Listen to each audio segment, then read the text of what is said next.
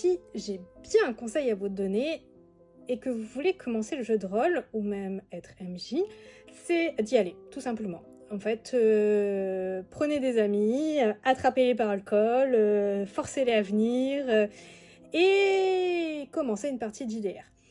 Après, c'est sûr qu'il vous faut matière pour commencer une partie de JDR quand on ne connaît pas du tout le jeu de rôle. Alors moi, ce que j'ai fait, c'est que j'ai commencé par le jeu de rôle solo, parce que je suis une vraie associable en fait. Et que du coup, pour commencer le jeu de rôle solo, il me fallait aussi des règles. Bah oui, parce que le JDR se fait avec des règles.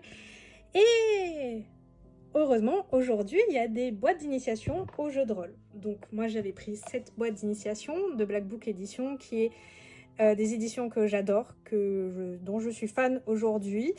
Et j'ai commencé par ça. J'ai commencé par faire du JDR solo.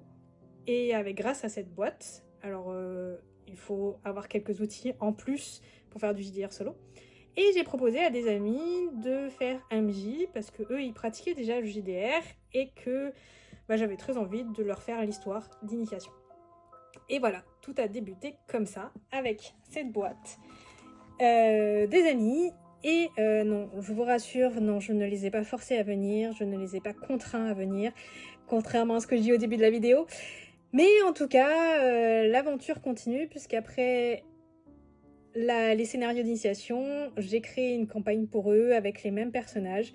Et on est encore en cours de cette campagne. Et c'est un vrai bonheur de les voir vivre des émotions. Alors vous allez beaucoup entendre dans mes vidéos émotions, parce que c'est vraiment quelque chose que j'aime voir chez les autres. Et c'est quelque chose qui me passionne. L'humain, leurs expressions faciales. Ouais, je sais, j'ai l'air d'une psychopathe des fois. Mais je vous assure, encore une fois, je ne suis pas une MJ sadique, hein. Je suis plutôt cool avec mes joueurs.